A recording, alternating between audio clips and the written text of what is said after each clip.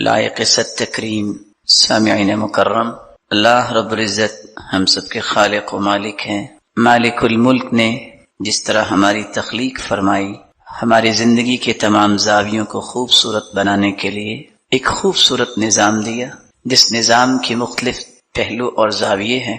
ان زاویوں میں سے ایک زاویہ یہ ہے جس کا تذکرہ اللہ تعالیٰ نے اس آیت مبارکہ کے اندر کیا ہے، ان عدت الشہور عند اللہ 12 شہرا فی کتاب اللہ۔ اللہ تعالیٰ نے جب کائنات کی تخلیق فرمائی تو لوح محفوظ میں سال کے 12 مہینے لکھے۔ یوم خلق السماوات والارض، جب آسمانوں اور زمین کی تخلیق فرمائی تو یہ اس دن سے ہی 12 مہینوں کا تعین کیا گیا۔ منہا 4 حرم، ان 12 مہینوں میں 4 حرمت والے مہینے ہیں۔ ذالک الدین القیم، اور یہ نظام مضبوط دین کا نظام ہے۔ فلا تظلموا فیہن انفسکم، تم ان مہینوں میں اپنے آپ پہ بھی ظلم نہ کرنا، بلکہ وقاتل المشرکین کافہ، مشرکین سب کے سب جو کسی بھی حرمت کو پامال کرنے میں کوئی گریز نہیں کرتے، ان سب مشرکوں سے تم قتال کرنا۔ کما یقاتلونکم کافہ، جس طرح مشرکین بغیر کسی ترتیب کے اور بغیر کسی تحفظ کے سب مسلمانوں کے ساتھ قتال کرتے ہیں۔ وَاعْلَمُوا، اور یقین کر لو، ان اللہ مع المتقین، اللہ کی نصرت، اللہ کی معیت خاصہ، اللہ کی تائید یہ متقین کے ساتھ ہوگی۔ آج کی اس مبارک مجلس میں ہماری گفتگو کا محور صرف 3 نکات ہوں گے، جن 3 نکات میں ہم مختلف پہلوؤں کو پیش کرنے کی کوشش کریں گے۔ سب سے پہلا نقطہ، محرم کیا ہے؟ آیت کے اندر آپ نے سنا منہا 4 حرم، ان 12 مہینوں میں 4 مہینے حرمت والے مہینے ہیں، ذوالقعدہ، ذوالحجہ، محرم الحرام اور رجب۔ ان 4 مہینوں میں جس مہینے کا آغاز ہماری زندگی میں ہوا وہ محرم الحرام کا مہینہ ہے۔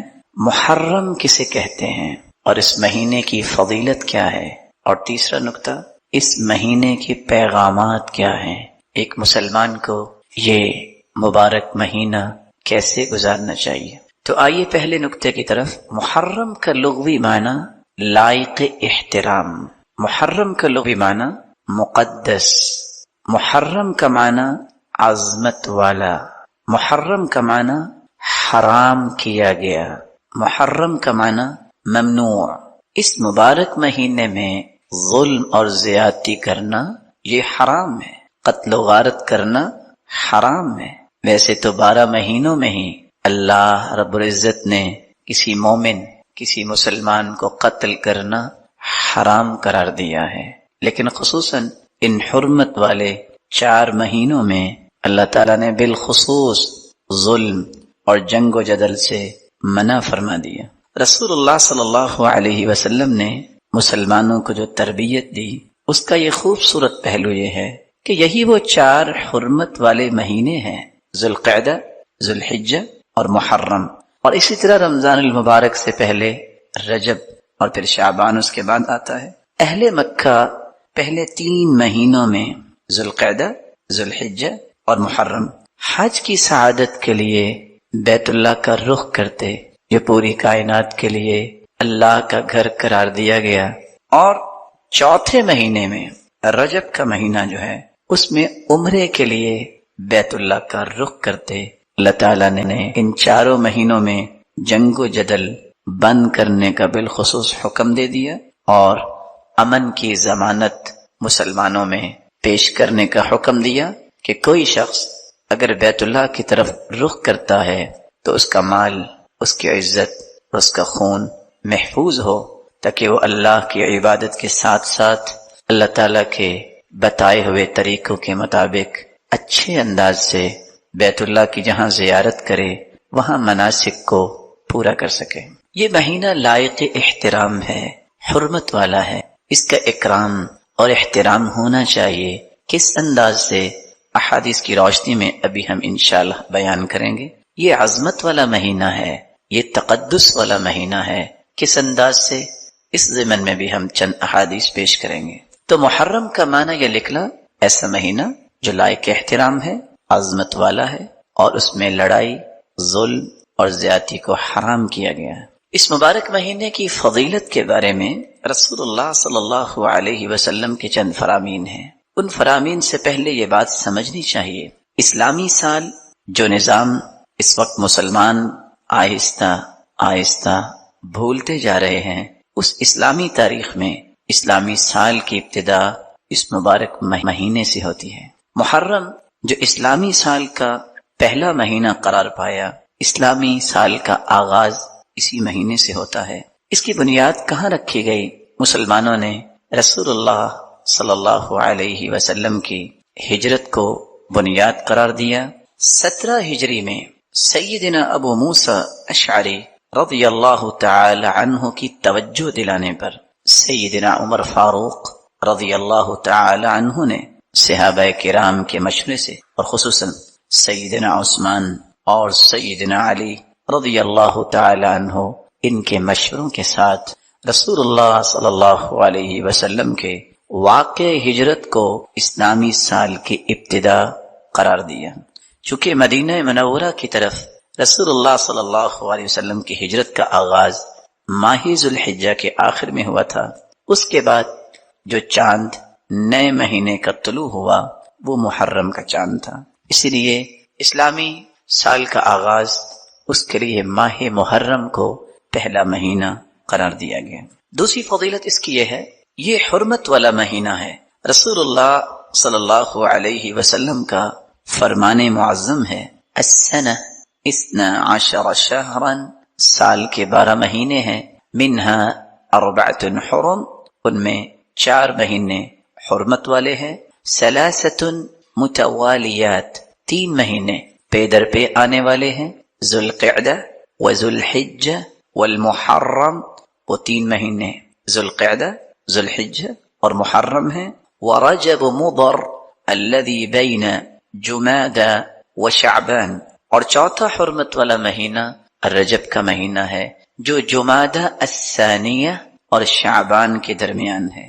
صحیح بخاری کی 2958 نمبر روایت اس بات پہ غمازی کرتی ہے کہ رسول اللہ صلی اللہ علیہ وسلم نے اس آیت کی روشنی میں ان حرمت والے مہینوں کا تعین بھی فرما دیا کہ 12 مہینوں میں 4 حرمت والے مہینے کون سے مہینے ہیں۔ اس کی تیسری فضیلت، رسول اللہ صلی اللہ علیہ وسلم کا یہ پسندیدہ مہینہ تھا۔ کس اعتبار سے؟ سیدنا عبداللہ ابن عباس رضی اللہ تعالی عنہ سے مروی ہے، اور یہ روایت 1867 حدیث کا نمبر ہے۔ عبداللہ ابن عباس رضی اللہ تعالی عنہ فرماتے ہیں، ما رأيت النبي صلى الله عليه وسلم يتحرى صيام يوم فضله على غيره إلا هذا اليوم، يوم عاشوراء، وهذا الشهر يعني رمضان۔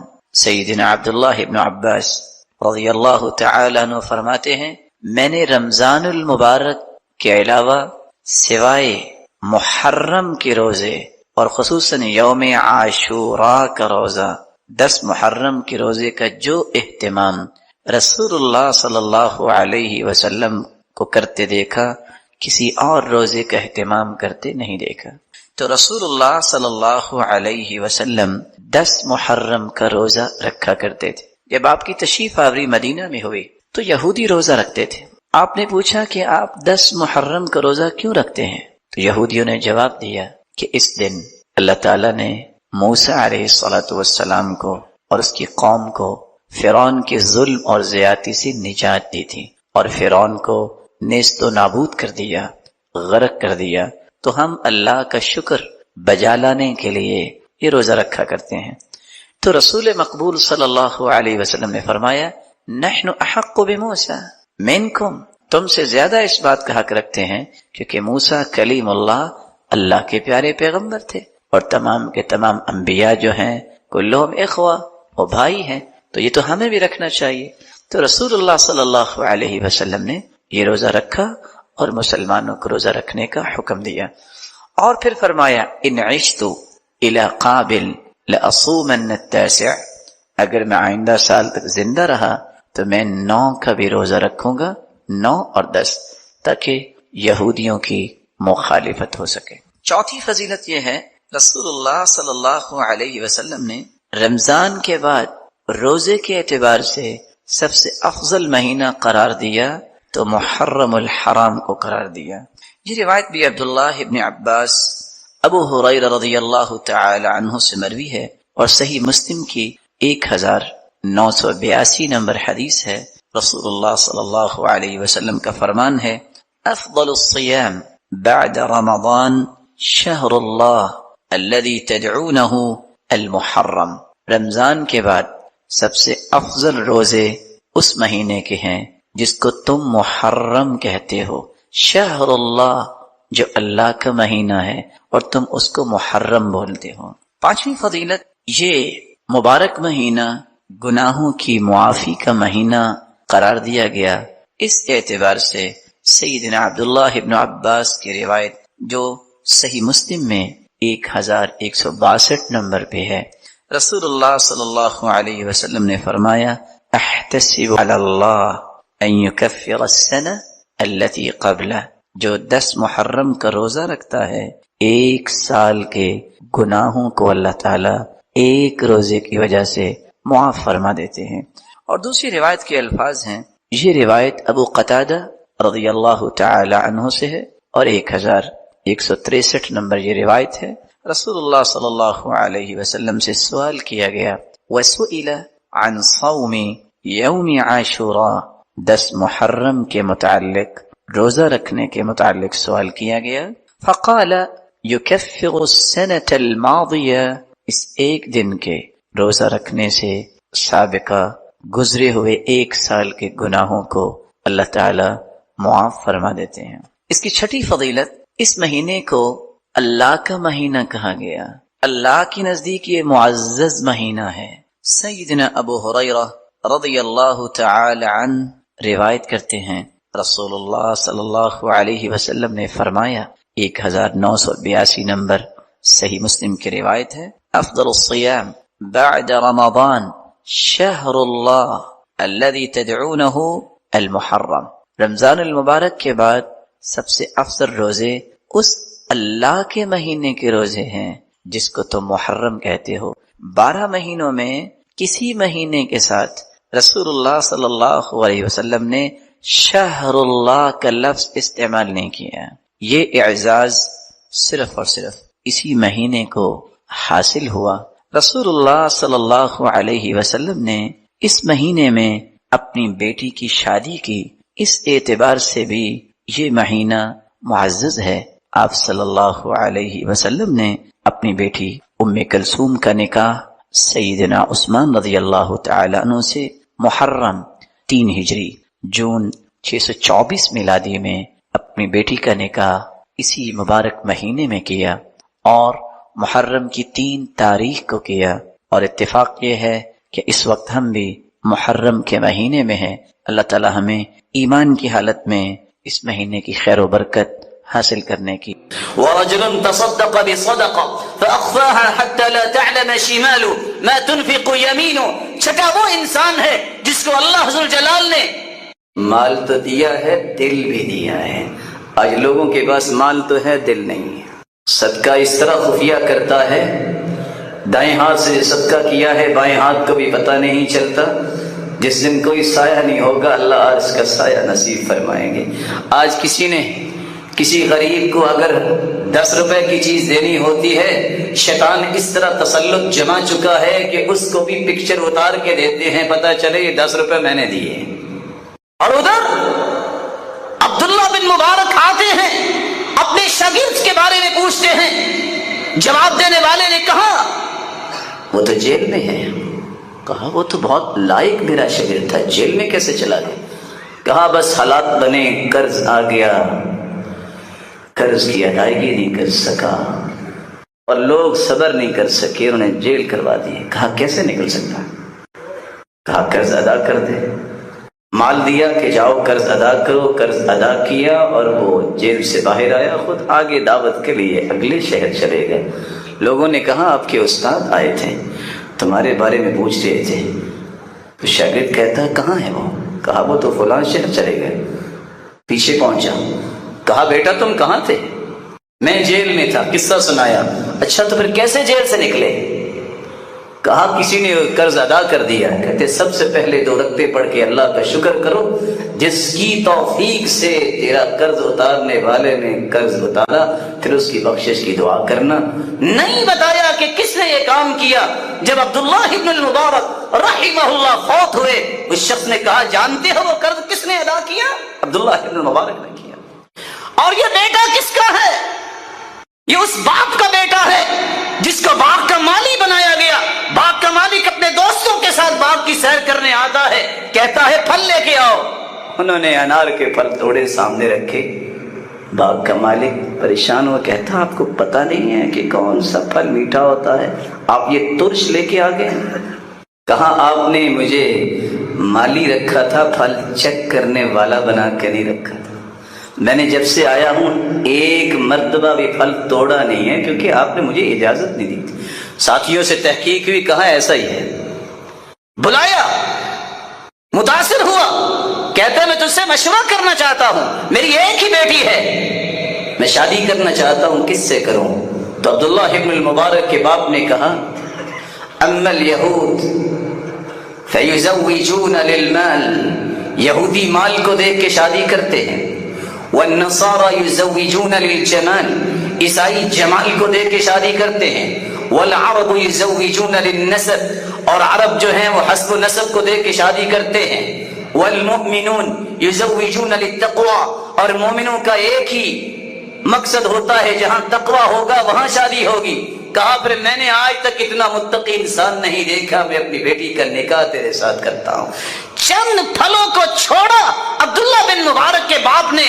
کیا قیمت ہے؟ آج اللہ کی قسم آنسو نکل آتے ہیں بسا اوقات.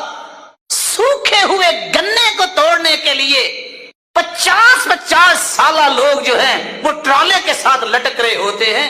شرمندگی دیکھتے وقت ہوتی ہے. اس قدر انسان کچے دل والا بھوکا انسان ہو گیا ہے, اس کو سوچ نہیں ہے کہ یہ بھی چوری ہے, اس چوری کا بھی قیامت کو حساب ہوگا.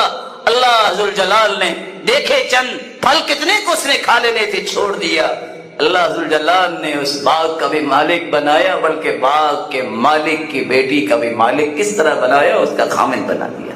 اور عبداللہ بن مبارک اسی کے بیٹے. عبداللہ بن مبارک میدان جہاد میں ہیں.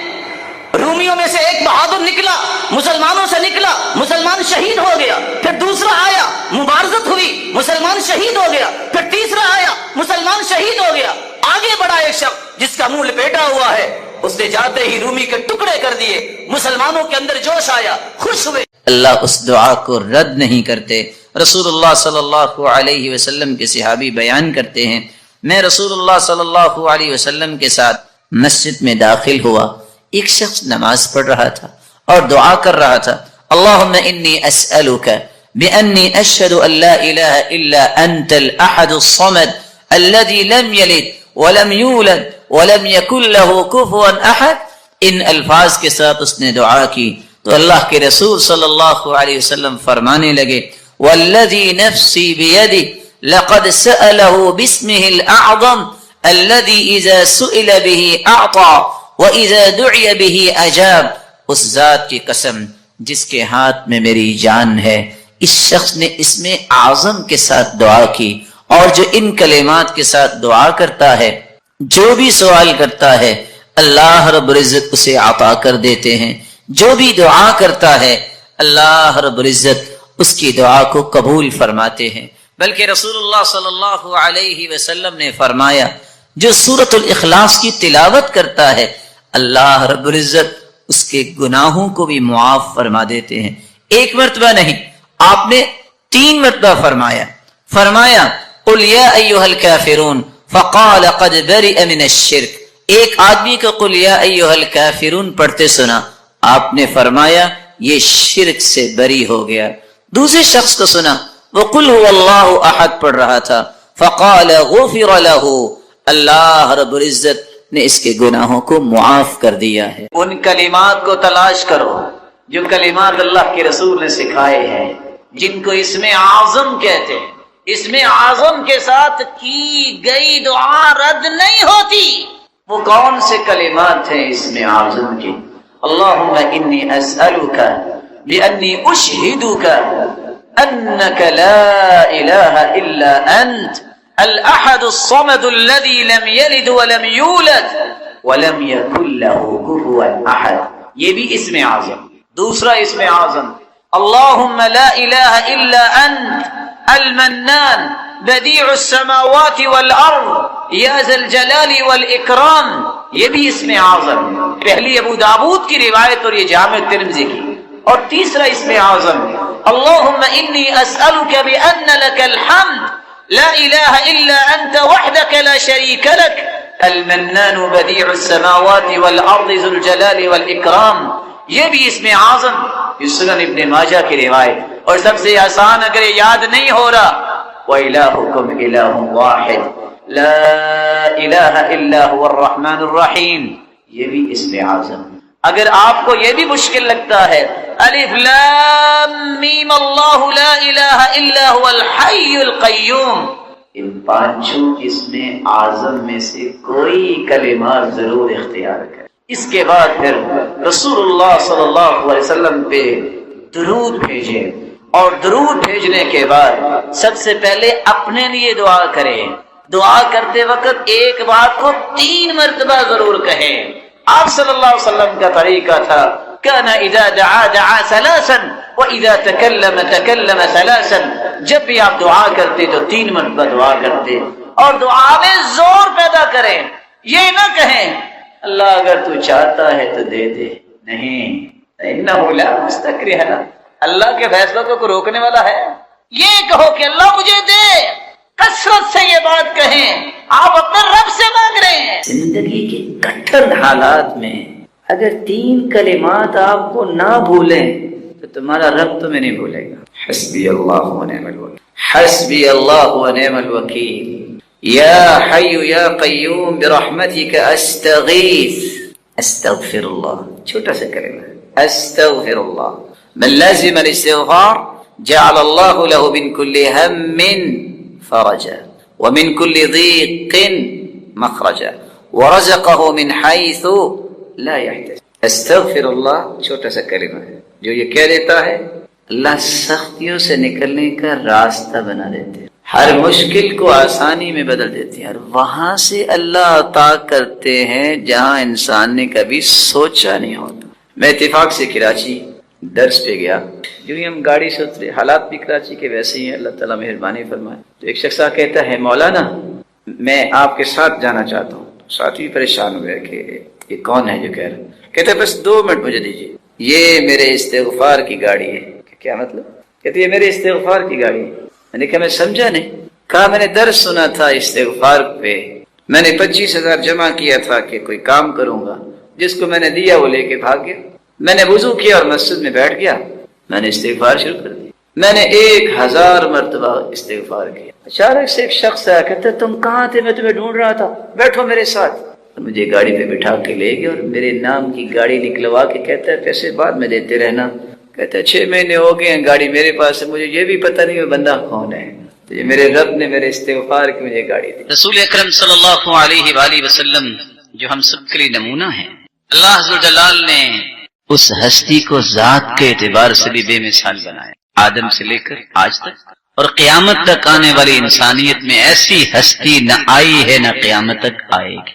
جس طرح وہ مخلوق میں سے ذات کے اعتبار سے بے مثال ہے، اسی طرح صفات کے اعتبار سے بھی بے مثال ہے۔ آپ کی ایک صفت یہ بھی ہے كان النبی اشد حیاء من العذراء فی خدرها، اللہ کے پیارے پیغمبر پردہ نشی کمواری عورتوں سے بھی زیادہ حیا کیا کرتے۔ وكان اذا رأى شيئا يكرهه عرفناه في وجهه، صحابی کہتے ہیں کہ اگر وہ کسی چیز کو ناپسند کرتے تو ہم آپ کے چہرے مبارک سے پہچان لیتے کہ آپ کو پسند نہیں آئے۔ آپ صلی اللہ علیہ وسلم ایسے کوئی الفاظ نہیں بولا کرتے، اس لیے نہیں بولا کرتے تھے کہ حیا ایک ایسی عظیم نعمت اللہ نے عطا کی تھی، اور جس کو اللہ عطا کر دیتا ہے وہ ہر قسم کی برائیوں سے اپنے آپ کو بچا لیتا ہے، تو وہ تو ذات ہی معصوم تھی، اس سے بڑی ذات اللہ نے پیدا ہی نہیں۔ رسول اکرم صلی اللہ علیہ وسلم نے فرمایا حیات اللہ عز و جلال نے اپنی صفت بھی بیان کی ہے، ان ربکم حیی کریم یستحیی من عبدہ اذا رفع یدیہ الیہ ان یردہما صفرا خائبتین۔ لوگوں جب انسان گناہ کر کے ہاتھ اٹھا لیتا ہے، گناہ اس نے کیے ہیں، اللہ کو حیا آ رہی ہوتی ہے کہ میرا بندہ اب سچی توبہ لے کے آئے گیا ہے تو میں اس کے ہاتھوں کو خالی واپس لوٹا۔ یہ اللہ کی بھی صفت ہے حیا کرنا، اللہ بھی پردہ پوشی کرتا ہے۔ من ستر مسلما سترہ اللہ یوم القیامہ، کسی کی ذاتی اگر غلطی ہو اس پہ پردہ پوشی کو کرتا ہے تو قیامت کا دن ہوگا یجعلہ اللہ تحت کنفہ، اللہ چھپا کے اس سے پوچھیں گے، کوئی نہیں دیکھ رہا ہوگا، میرے بندے یہ تو نے گناہ کیا؟ نعم یا رب کیا۔ اظلمک عبدی، میرے فرشتوں نے کوئی غلط تو نہیں لکھا؟ نہیں یا رب۔ لا یا رب، نہیں میرے مالک۔ اللہ فرمائے کہ تو نے ایک کام کیا دنیا میں، تیرے اندر حیا تھی، تو نے لوگوں کی ذاتی غلطیوں پہ پردہ ڈالا، چپکے سے جنت چلے جاؤ کوئی نہیں دیکھ رہا۔ اللہ تعالیٰ یہ صلاحیت مسلمانوں کو عطا۔ چھوٹی سی آخری بات کر کے بات مکمل کروں گا۔ میں اور آپ اپنے اندر حیا کیسے پیدا کر سکتے ہیں؟ یہ بڑا مہم سوال ہے کہ حیا کی اتنی عظمت تو ہے لیکن میں پیدا کیسے کر سکتا ہوں؟ اس کا پہلا طریقہ یہ ہے، جتنا ایمان مضبوط ہوگا اتنا حیا مضبوط۔ حدیث آپ نے سن لی ہے، حیا اور ایمان اکٹھے آئے، حیا چلا جائے تو ایمان بھی چلا جائے۔ اپنے ایمان کو مضبوط کیجیے، اور ایمان مضبوط ہوتا ہے قرآن و حدیث پڑھنے سے۔ دوسرا طریقہ جسے آپ اپنے اندر حیا پیدا کر سکتے ہیں، استشعار مراقبۃ اللہ سبحانہ وتعالی، اللہ عز و جلال کی مراقبت کا احساس کرنا۔ میں جہاں بھی چلا جاؤں گا میرا رب تو دیکھ، میں جہاں بھی چلا جاؤں میرا رب تو دیکھ رہا ہے۔ اللہ عز و جلال کی یہ مراقبت کا احساس جب انسان کو ہو جاتا ہے تو پھر انسان اپنے اندر حیا پیدا کرے۔ قرآن مجید کے اندر اللہ عز و جلال نے العلیم 130 مرتبہ اس کلمے کو وارد کیا۔ العلیم کا مطلب یہ اللہ کی صفت ہے، وہ جانتا ہے۔ اللہ عز و جلال نے 130 مرتبہ اس کا تذکرہ کیا۔ رسول اللہ صلی اللہ علیہ وسلم نے سورۃ الفاتحہ کے بارے میں کتنی خوبصورت باتیں بیان کی۔ سب سے پہلی بات، رسول اللہ صلی اللہ علیہ وسلم نے فرمایا والذی نفسی بیدی، قسم ہے اس ذات کی جس کے ہاتھ میں میری جان ہے، ما انزل فی التوراہ ولا فی الانجیل ولا فی الزبور ولا فی الفرقان مثلها یعنی القرآن، وإنها لسبع من المثانی والقرآن العظیم الذي اعطیته۔ اللہ تعالیٰ نے آسمانی اور الہامی کتابوں میں سے نہ تو تورات میں ایسی صورت نازل کی، نہ انجیل میں ایسی صورت نازل کی، نہ ہی زبور میں ایسی کوئی صورت نازل کی، اور نہ ہی قرآن مجید میں ایسی صورت ہے جیسی اللہ تعالیٰ نے سورۃ الفاتحہ کو نازل کر کے اپنی مخلوق پر انعام کیا ہے۔ یہ 7 آیتیں بار بار پڑھی جانے والی ہیں۔ یہ القرآن بھی ہے، قرآن مجید کی ماں کا درجہ اس کو دیا گیا، الکتاب بھی ہے، یہ کتاب اللہ کی ماں کا درجہ دیا گیا اس کو۔ رسول اللہ صلی اللہ علیہ وسلم نے ایک دوسری روایت میں فرمایا کہ سورۃ الفاتحہ یہ ایک بے مثال نور ہے، ایک ایسی روشنی ہے۔ سیدنا عبداللہ ابن عباس رضی اللہ تعالی عنہ بیان کرتے ہیں، بینما جبریل قاعد عند النبی صلی اللہ علیہ وسلم سمع نقیضا من فوقه فرفع رأسه فقال، رسول اللہ صلی اللہ علیہ وسلم کے پاس جبریل امین تشریف فرما تھے، اچانک سے ایک آواز آئی، رسول اللہ صلی اللہ علیہ وسلم نے اپنا سر مبارک اٹھایا اور پوچھا یہ آواز کیسی ہے؟ تو جبریل امین نے جواب دیا، هذا باب من السماء فتح اليوم لم يفتح قط الا اليوم، آسمان کا یہ وہ دروازہ کھلا ہے جو آج تک نہیں کھلا تھا۔ فنزل منه ملک، اور اس دروازے سے ایک فرشتہ زمین کی طرف اترا ہے، فقال هذا ملک نزل الى الارض لم ينزل قط، پہلے نہیں اتارا گیا یہ فرشتہ الا اليوم، آج ہی اس کو اترنے کا حکم دیا گیا۔ فسلم، اور اس فرشتے نے اتر کر سلام کہا، وقال ابشر بنورین، اے اللہ کے محبوب 2 روشنیوں کے لیے، 2 روشنیاں اور 2 نوروں کے ساتھ آپ کو خوشخبری دینے آیا ہوں، اوتیتہما لم یؤتہما نبی قط قبلک، ایسے نور جو آپ سے پہلے کسی نبی کو عطا نہیں کیے گئے، فاتحۃ الکتاب ایک سورۃ الفاتحہ ہے، وخواتیم سورۃ البقرہ اور سورۃ البقرہ کی آخری آیات ہیں۔ لن تقرأ بحرف منہما الا اعطیت سورۃ البقرہ کی آخری آیتیں اور سورۃ الفاتحہ کا کوئی بھی حرف آپ پڑھیں تو اللہ رب العزت اس ایک ایک حرف کے بدلے عطائیں کرتے ہیں۔ اور یہ روایت صحیح طرف، بلکہ رسول اللہ صلی اللہ علیہ وسلم نے اس سورت کی عظمت کو بیان کرتے ہوئے صحابہ کرام کو کتنی خوبصورت بات سمجھائی۔ صحیح بخاری کا وہ واقعہ کتنا مشہور ہے کہ جب صحابہ کرام بنی سلیم کے قبیلے میں پہنچے، جب پتہ چلا ایک آنے والی عورت نے بتایا کہ ہمارے قبیلے کے سردار کو بچھو نے کاٹ لیا ہے، کیا آپ کے پاس کوئی ایسا شخص ہے جو شخص دم کر سکتا ہو؟ تو رسول اللہ صلی اللہ علیہ وسلم کے ایک صحابی جنہوں نے صرف سورۃ الفاتحہ تلاوت کی اور اس کو دم کر دیا، رسول اللہ صلی اللہ علیہ وسلم کے اس صحابی نے اس سورۃ الفاتحہ کو پڑھنے کے بعد جب دم کیا تو وہ شخص ایسی شفا کی طرف چلا گیا وَكَأَنَّمَا نُشِطَ مِنْ عِقَالٍ، جیسے کوئی گرہ باندھی ہو کھول دی جائے۔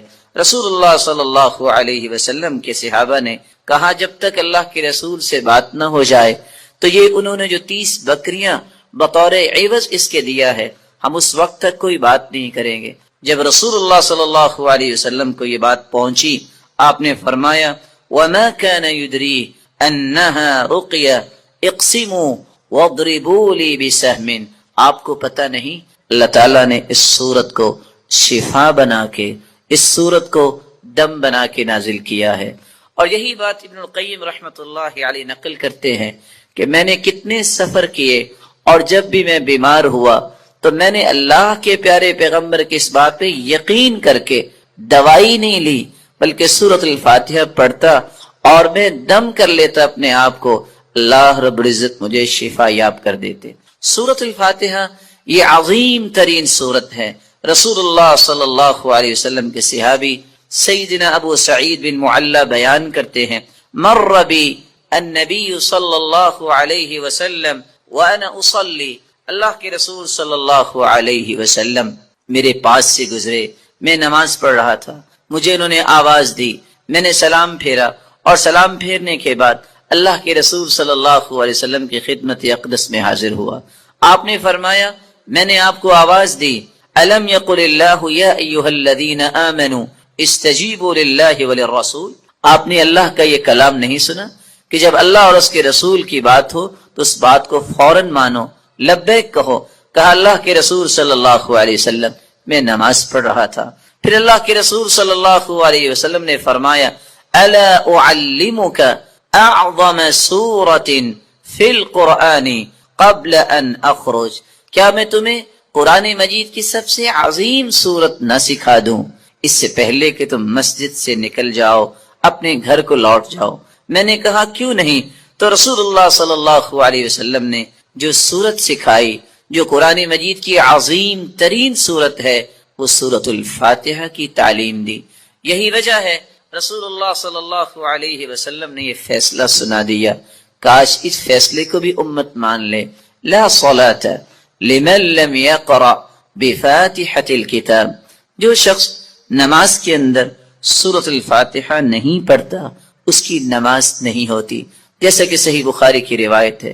اور صحابی تو بیان کرتے ہیں عبادہ بن صامت رضی اللہ تعالی عنہ کہ فجر کی نماز ہم نے پڑھی اللہ کے رسول صلی اللہ علیہ وسلم کے پیچھے، جب رسول اللہ صلی اللہ علیہ وسلم قرآن کی تلاوت کر رہے تھے، فثقلت علیہ القراءۃ، قرات آپ پہ بوجھل ہوئی، رسول اللہ صلی اللہ علیہ وسلم نے سلام پھیرا اور سوال کیا لعلکم تقرؤون خلف امامکم، کیا تم امام کے پیچھے بھی پڑھتے ہو؟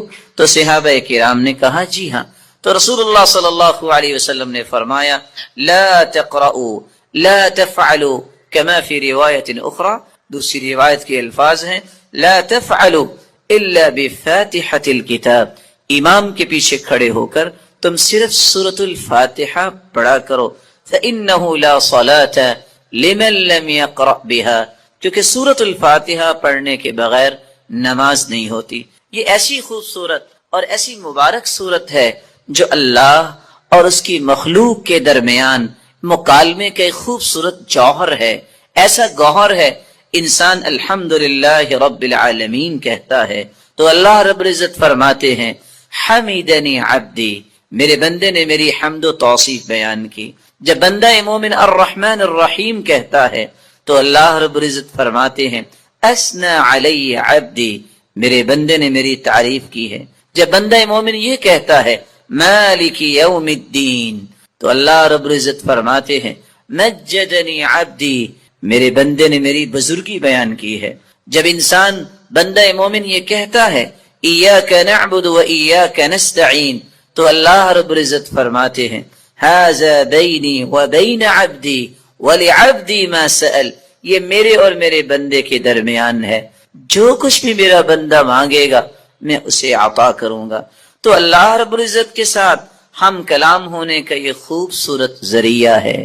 تو آئیے اس سورت کی طرف چلتے ہیں اور اس کے معانی کو سمجھنے کی کوشش کرتے ہیں۔ بسم اللہ الرحمن الرحیم، الحمد للہ رب العالمین، الحمد تمام تعریفیں للہ اللہ کے لیے ہیں، رب العالمین جو تمام جہانوں کا رب ہے، الرحمن الرحیم جو بہت مہربان ہے، الرحیم نہایت رحم کرنے والا ہے، مالک یوم الدین مالک ہے یوم الدین بدلے کے دن کا، جزا کے دن کا، ایاک نعبد و ایاک نستعین، ایاک نعبد ہم عبادت کرتے ہیں صرف تیری ہی، و ایاک نستعین اور ہم مدد چاہتے ہیں صرف تیری ہی اے اللہ۔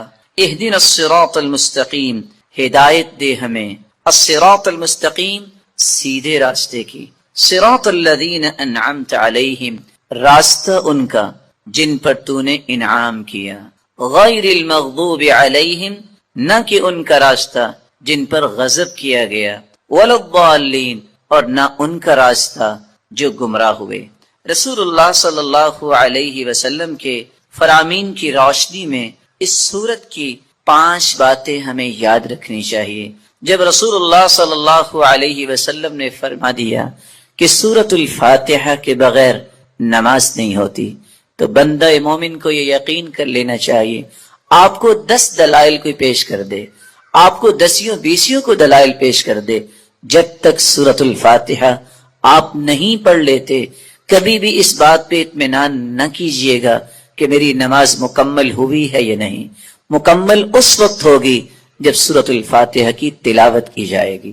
رسول اللہ صلی اللہ علیہ وسلم کے فرامین کی روشنی میں دوسرا پیغام میرے اور آپ کے لیے یہ ہے کہ یہ سورت شفا ہے، یہ سورت دم ہے، اپنے آپ کو بھی اور اپنی اولاد کو بھی دم کیا کرے، اور اس کے لیے سورۃ الفاتحہ سے بڑھ کر کوئی نسخہ کیمیا، کوئی تریاق نہیں۔ تیسرا پیغام اس سورت کا جو مجھے اور آپ کو سمجھنا ہے کہ اللہ کی تعریف اللہ کو بہت پسند ہے۔ یہی وجہ ہے عبداللہ ابن عباس رضی اللہ تعالی عنہ فرمایا کرتے تھے الحمدللہ ہر شکر کرنے والے کی زبان کا یہ وطیرہ ہے۔ الحمدللہ سب سے پہلے آدم علیہ السلام نے جو کلمہ اللہ نے جب انہیں پیدا کیا، روح ڈالی، تو سب سے پہلا کلمہ جو ان کی زبان پہ آیا وہ الحمدللہ تھا۔